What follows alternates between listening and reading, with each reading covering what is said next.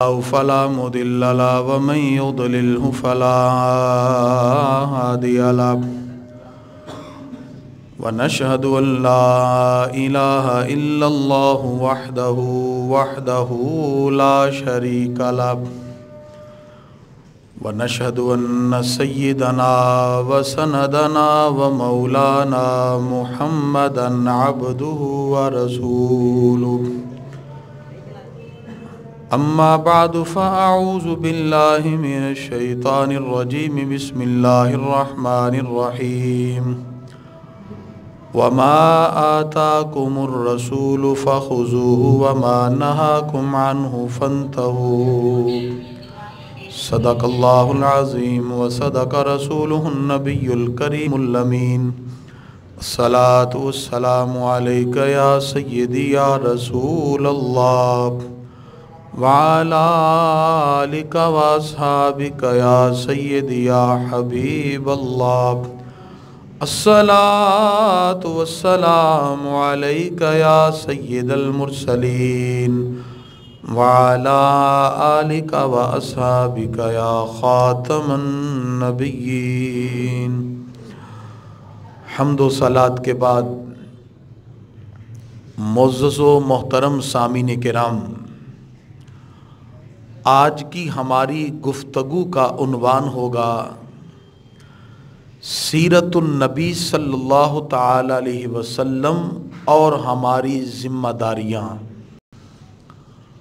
آج کی اس گفتگو کو سننے کے بعد آپ کو معلوم ہوگا کہ ہمارے آقا و مولا صلی اللہ تعالی علیہ وسلم دین اسلام کی دعوت و تبلیغ کے لیے کن مشکلات سے گزرتے گئے، اللہ تعالیٰ نے بالآخر اسلام کی حقانیت کو اور اس کی عظمت کو دنیا کے کونے کونے میں منتقل فرما دیا۔ باری تعالیٰ نے قرآن مجید فرقان حمید کی متعدد آیات میں اس امر کی وضاحت فرما دی کہ کائنات کے اندر ایک ایسی ہستی مبعوث فرما دی گئی ہے جو اللہ کے محبوب بھی ہیں اور ان کی زندگی کے ایک ایک فعل میں، قول میں، عمل میں تمہارے لیے ایسا نمونہ ہے جس کو اپنا کر تم دنیا اور آخرت کی کامیابیاں حاصل کر سکتے ہو۔ کہیں ارشاد فرمایا لقد کان لکم فی رسول اللہ اسوۃ حسنہ، اللہ تعالیٰ ارشاد فرماتا ہے بلا شک و شبہ تمہارے لیے رسول اللہ صلی اللہ تعالی علیہ وسلم کی ذات میں بہترین نمونہ ہے۔ کہیں ارشاد فرمایا گیا وَإِنَّكَ لَعَلَىٰ خُلُقٍ عَظِيمٍ، اللہ فرماتا محبوب آپ اخلاق کے اعلیٰ ترین درجے پر فائز ہو گئے اور آپ کو اعلیٰ ترین درجے پر فائز کیا گیا۔ اور کسی مقام پہ اللہ تعالیٰ ارشاد فرماتا ہے وَمَا آتَاكُمُ الرَّسُولُ فَخُذُوهُ، اور جو کچھ تمہیں رسول اللہ صلی اللہ تعالی وسلم دیں اسے لے لو، وَمَا نَهَاكُمْ عَنْهُ فَانْتَهُوا، اور جس سے تمہیں رسول اللہ صلی اللہ تعالی وسلم روکیں اس سے رک جاؤ۔ گرامی قدر حضرات، اسی طرح آیات بینات میں اللہ رب العزت نے انسان کی کامیابی کا جس ہستی کو مدار قرار دے دیا، منبع و محور و مرکز قرار دیا، وہ ذات مصطفیٰ ہے صلی اللہ تعالی وسلم۔ گرامی قدر حضرات، سرکار دو عالم علیہ السلام کے اخلاق حسنہ اللہ تعالیٰ نے ایسے عمدہ بنائے کہ رب قدوس نے ان کو اخلاق حسنہ کے اور حسن کے خمیر میں گوندھ کر مبعوث فرمایا ہے۔ کچھ چیزیں انسان کی ماحول سے بنتی ہیں، تربیت سے بنتی ہیں، طریقہ کار اپنانے سے بنتی ہیں۔ انسان کی طبائیں مختلف ہیں اور طبیعتوں پر ماحول کا اثر ہوتا ہے، تہذیب و تمدن، طرز بود و باش اور انسان کے رہن سہن کا اثر ہوتا ہے۔ اس کا مطلب کچھ طبیعتیں انسان کی ماحول سے بنتی ہیں اور لوگوں کے رہن سہن سے پنپتی ہیں۔ اللہ تعالیٰ نے اپنے محبوب کو نہ کسی ماحول، نہ کسی طرز معاشرت، نہ کسی زمانے کی کیفیات کے احوال سے آقا علیہ الصلوۃ والسلام کو رب قدوس نے متصف کیا، نہ ان کی طبع کے اندر ان حیثیتیں اور کیفیتیں منضبط ہوئیں، بلکہ باری تعالیٰ نے ان کو اس انداز کے اندر تخلیق فرمایا جو اپنے خلق میں بھی بے مثال ہیں اور اپنے خلق میں بھی بے مثال ہیں۔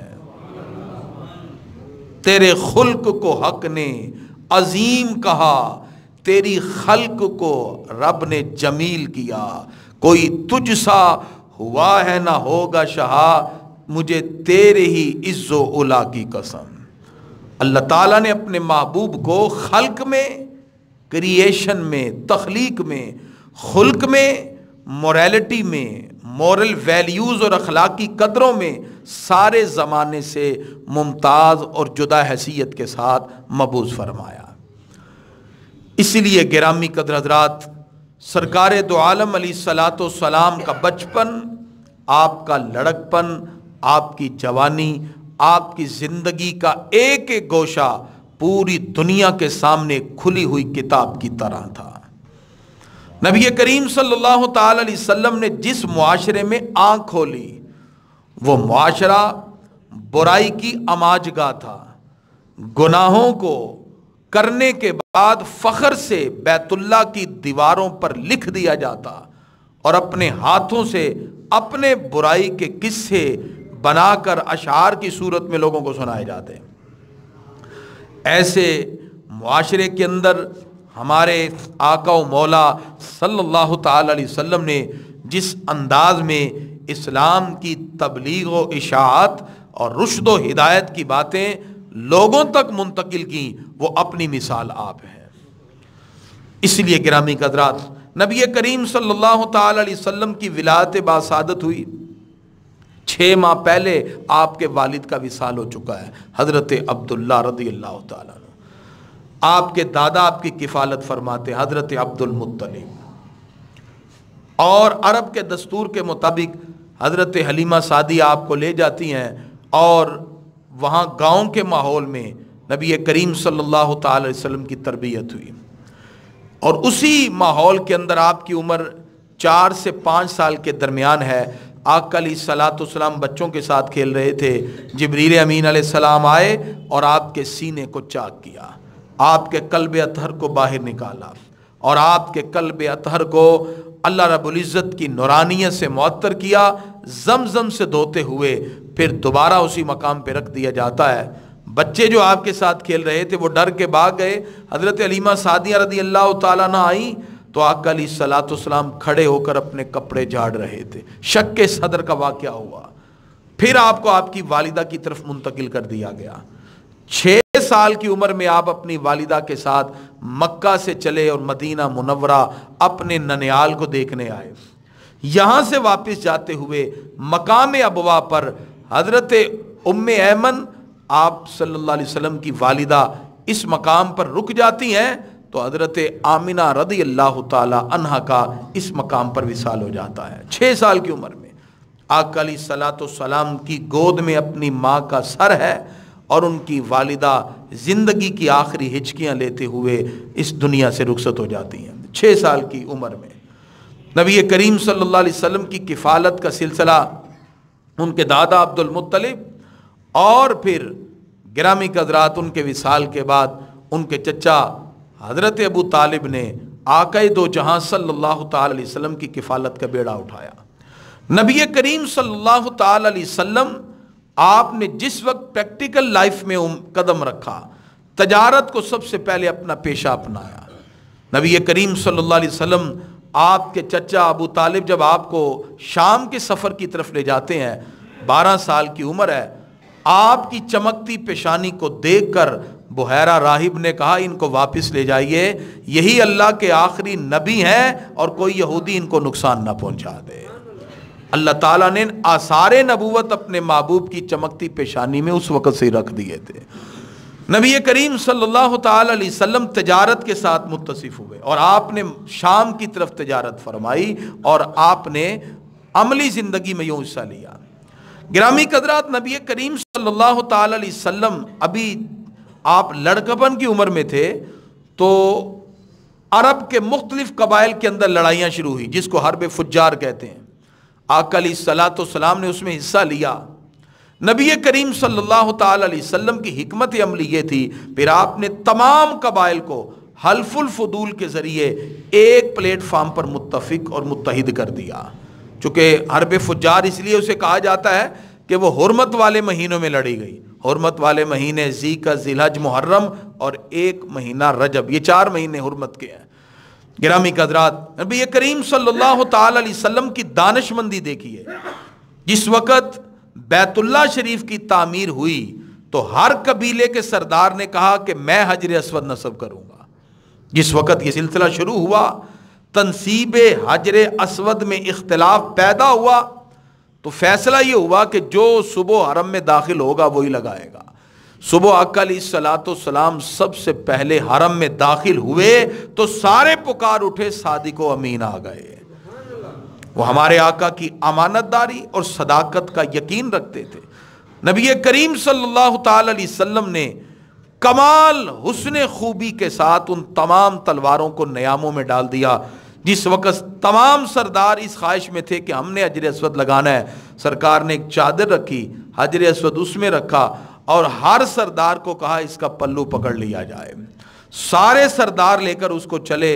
جب بیت اللہ کی دیوار کے پاس پہنچے، ہمارے آقا نے حجر اسود اٹھا کر بیت اللہ کی دیوار کے ساتھ لگا دیا۔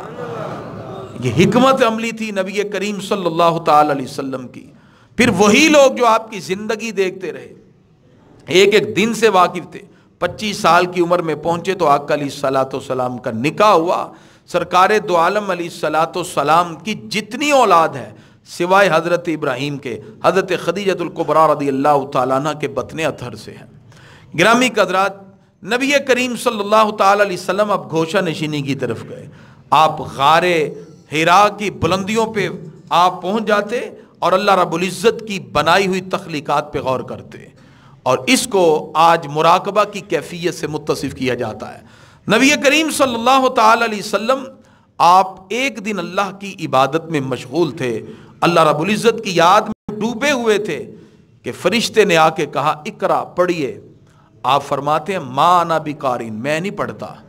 بعض اب آپ اس کا یہ ترجمہ کرتے ہیں کہ نبی کریم صلی اللہ علیہ وسلم نے فرمایا میں پڑھا ہوا نہیں ہوں، حالانکہ حدیث میں یہ نہیں ہے ما انا بمقروء، میں پڑھا ہوا نہیں۔ حدیث کے الفاظ ہیں ما انا بقارئ۔ سرکار فرماتے میں نہیں پڑھتا، کیونکہ اللہ کی یاد میں مگن تھے اور آپ سوچ رہے تھے یہ کون ہے جو مجھے آ کے کہہ رہا ہے کہ پڑھیے، میں تو اللہ رب العزت کی یاد میں مگن ہوں۔ جبریل امین علیہ السلام نے آپ کو سینے سے لگایا، حتیٰ بالغ منی الجہدہ، یہاں تک کہ جبریل کی بھی بس ہو گئی۔ آقا علیہ الصلوۃ والسلام کو جدا کیا اور پھر فرمایا اقرا بسم ربک الذی خلق، تیسری مرتبہ پڑھیے اس رب کے نام سے جس نے آپ کی تخلیق فرمائی۔ تو سرکار سمجھ گئے جس رب کی یاد میں ڈوبا ہوں یہ اسی کا نام لینے کا کہہ رہا ہے۔ سرکار نے بھی فرما دیا اقرا بسم ربک الذی خلق۔ وحی کا سلسلہ شروع ہو گیا اور آقا علیہ الصلوۃ والسلام تقریباً 3 سال تک آپ نے خفیہ طور پر اسلام کی تبلیغ کا سلسلہ جاری رکھا۔ اس کے بعد اللہ کے حکم سے اللہ فرماتا ہے وَأَنذِرْ عَشِيرَتَكَ الْأَقْرَبِينَ، اپنے قرابت والوں کو اللہ کا پیغام دیجیے۔ آپ نے لوگوں کو جمع کیا اور صفا پہاڑی کے قریب کھڑے ہو کر کہا میری زندگی کے بارے میں تم بتاؤ۔ یہ ہے آپ کا اپنی زندگی کو اسلام کی دعوت کے لیے پیش کرنا۔ سرکار فرماتے ہیں اگر میں یہ کہوں اس پہاڑی کے پیچھے سے ایک قافلہ تم پہ حملہ آور ہونا چاہتا ہے، مانو گے؟ سب نے یک زباں کہا اس بات کی سچائی کی یہی دلیل ہے کہ یہ محمد عربی کی زبان سے نکلی ہے، جو زبان کبھی جھوٹ سے آلودہ نہیں ہوئی۔ آقا علیہ الصلوۃ والسلام پہلے اپنی زندگی کو پیش کرتے ہیں کہ میں نے تمہارے اندر بچپن بھی، لڑکپن بھی، جوانی بھی گزاری، بتاؤ تو صحیح ہم کیسے ہیں۔ ہر ایک نے کہا کہ آپ تو صادق و امین ہیں۔ پھر سرکار فرماتے ہیں میں اسی زبان سے تمہیں دعوت اسلام دیتا ہوں، آؤ اللہ کے راستے میں، ایک اللہ کی عبادت کرو اور میں اس کا رسول ہوں۔ جس وقت آقا علیہ الصلوۃ والسلام نے یہ جملہ کہا تو اس وقت سوائے حضرت مولا کائنات کے آپ کی بات پہ کوئی لبیک کہنے والا نہیں تھا، یہاں تک کہ آپ کے چچا ابو لہب نے یہاں تک کہہ دیا تبًا لکا سائر الیوم لہذا جمعتنا، تیرا ناز جائے تو نے آج ہمیں اس لیے جمع کیا۔ اللہ رب العزت کو یہ عبارت گوارا نہ گزری کہ میرے محبوب کے بارے میں کوئی ایسا جملہ کہے۔ اللہ نے اسی وقت قہر و غضب میں ڈوبی ہوئی آیتیں اتار کے فرمایا تبت یدا ابی لہب وتب، فرمایا ابو لہب تیرے دونوں ہاتھ ٹوٹ جائیں، تیرا ناس نہ رہے، ان قریب بھڑکتی ہوئی آگ میں ہم تمہیں جھونک دیں گے۔ اللہ رب العزت نے ایک قاعدہ اور قانون بتا دیا کہ اگر یہ کسی کے بھتیجے ہیں تو بعد میں، کسی کے بھائی ہیں تو بعد میں، کوئی ان سے رشتے کی زبان میں بات نہ کرے، یہ رشتے سب بعد میں ہیں، سب سے پہلے یہ میرے محبوب ہیں۔ ان سے کلام بھی کرنا ہے تو محبوبانہ انداز میں۔ اب چچا ابو لہب ہے، گستاخی کا جملہ بولا تو اسی وقت آخرت اور دنیا کا فیصلہ۔ اور ایک چچا حضرت عباس بھی تو ہیں جو اسلام قبول کر چکے تھے، ان سے کسی نے ایک دن پوچھا کہ بڑے آپ ہیں کہ سرکار، عمر میں کون بڑا ہے؟ نبی کریم صلی اللہ علیہ وسلم بھتیجے ہیں، وہ چچا ہیں۔ ان کا جواب تھا ہوا اکبر منی وانا ولدت قبلہ، بڑے تو مجھ سے وہی ہیں، پیدا پہلے میں ہو چکا تھا۔ ادب کا یہ انداز اگر سیکھنا ہو تو بارگاہ رسالت مآب صلی اللہ علیہ وسلم سے جڑے ہوئے ان رشتوں سے دیکھیے۔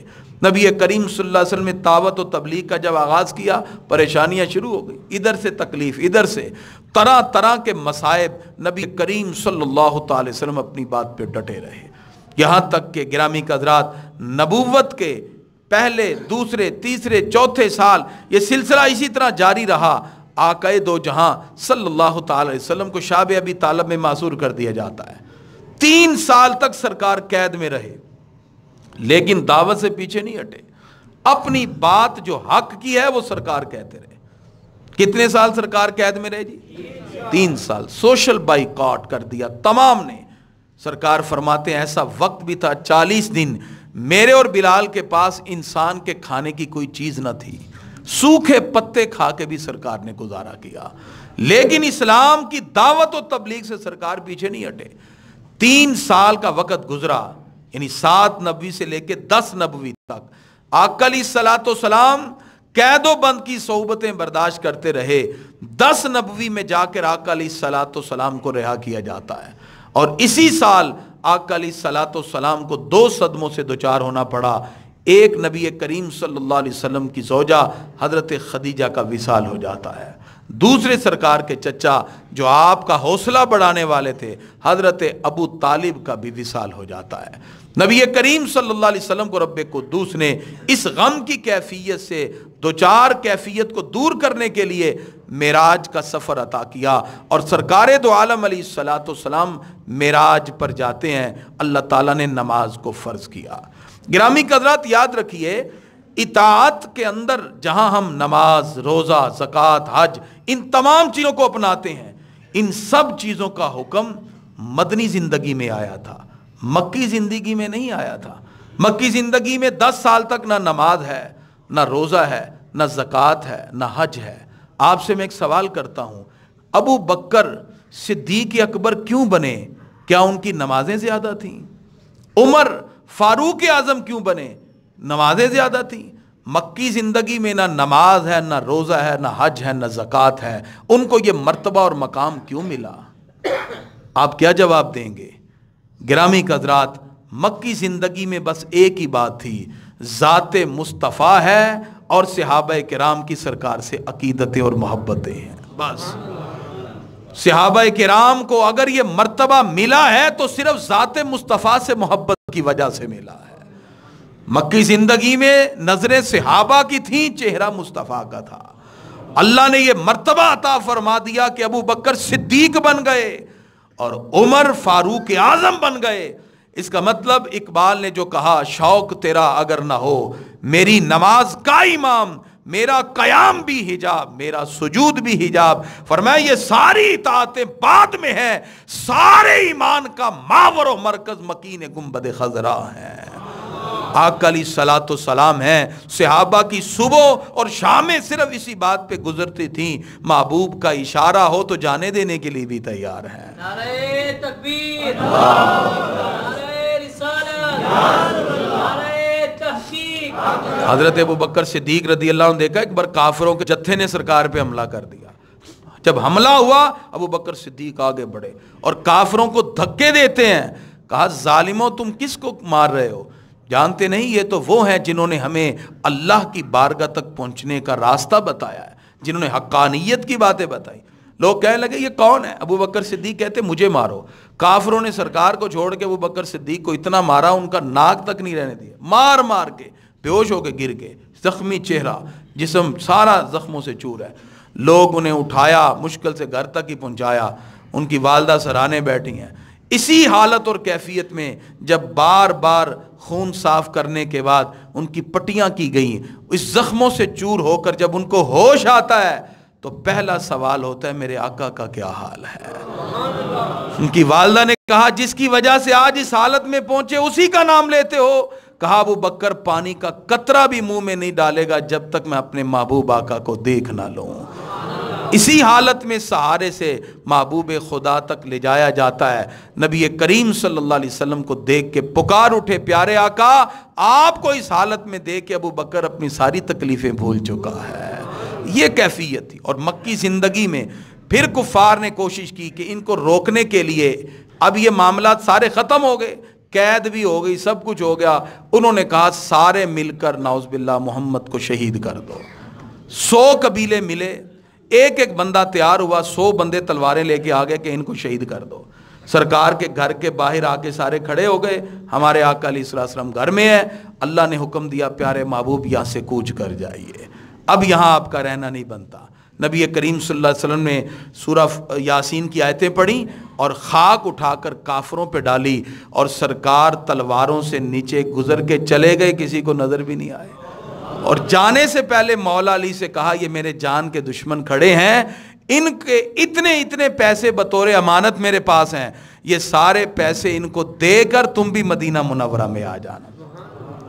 نبی کریم صلی اللہ علیہ وسلم ابوبکر صدیق کے پاس پہنچے، وہاں سے ہجرت کا سفر شروع ہوا۔ آقا علیہ الصلوۃ والسلام پھر مدینہ منورہ پہنچے اور وہاں جا کر ایک ایسی اسلامی فلاحی ریاست کا قیام کیا جس کے اندر مسلمانوں کو جینے کے اصول دیے، اور اسلامی فلاحی ریاست کا قیام کرتے ہوئے رسول اللہ صلی اللہ تعالی علیہ وسلم نے ادنا طبقے کو اٹھا کر اس مقام پر پہنچایا کہ پھر 8 سال کے بعد اسی مکہ کی سرزمین میں جب سرکار مکہ کو فتح کر رہے تھے، وہ سارے دشمن جو سرکار کو تکلیفیں دیتے رہے محبوب خدا کے سامنے کھڑے تھے۔ آقا علیہ الصلوۃ والسلام فرماتے ہیں لا تثریب علیکم اليوم، آج کسی کو کچھ نہ کہا جائے گا، جاؤ میں نے سب کو خدا کے لیے معاف کر دیا۔ لیکن جو گستاخ تھے سرکار نے نام لے لے کے کہا ان کو نہیں چھوڑنا۔ ایک گستاخ ابن خطل جا کے بیت اللہ کے پردے سے لپٹ گیا، سرکار سے عرض کی گئی وہ گستاخ جو ہے وہ تو بیت اللہ کے پردے سے لپٹ گیا۔ سرکار فرماتے ہیں اقتلوا ابن خطل، اگر وہ بیت اللہ کے پردے سے بھی لکھتا ہے تو گستاخ رسول کے لیے جگہ بیت اللہ کے پردے کی بھی نہیں ہے، وہاں جا کے بھی اس کو قتل کر دیا جائے۔ اور اس کو حرم کے اندر داخل ہو کر صحابہ نے مار دیا، اس لیے کہ آقا دو جہاں صلی اللہ تعالی علیہ وسلم کی مکی زندگی کے اندر بہت سے ایسے معاملات تھے جہاں مسلمان آواز نہ اٹھا سکے اس لیے کہ طاقت نہ تھی، لیکن مدینہ منورہ کی اسلامی فلاحی ریاست کے بعد سب سے بڑا جو قانون تھا وہ عظمت مصطفیٰ کا تھا، وہ عزت مصطفیٰ کا تھا، وہ ناموس رسالت صلی اللہ علیہ وسلم کا تھا۔ اور صحابہ اپنے آقا علیہ الصلوۃ والسلام کی عزت اور ناموس کے لیے میدان عمل میں اتر کر کبھی بدر میں، کبھی احد میں، کبھی خندق میں، کبھی احزاب میں، کبھی تبوک کے اندر آقا علیہ الصلوۃ अलैहिस्सलाम के शाना बशाना खड़े होकर इस्लाम की अजमत का इजहार कर रहे थे। हमारे आका खैबर के यहूदियों को ख़त्म करते हुए इजहार कर रहे थे। जिन यहूदियों को मदीना में पनाह नहीं मिली, उनका वजूद खैबर में भी बर्दाश्त नहीं किया जा सकता। आका अलैहिस्सलाम की सीरत तैयबा हमें पैगाम देती है कि हम रसूलुल्लाह सल्लल्लाहु अलैहि वसल्लम के उसवे हसना को अपनाएं, दुनिया में भी कामयाब, आखिरत में भी कामयाब। की मोहम्मद से वफा, तूने तो हम तेरे हैं, ये जहां चीज़ है क्या लौह कलम तेरे हैं। अल्लाह ताला हम सबको अपने महबूब आका की इताअत करने की तौफीक अता फरमाए। वमा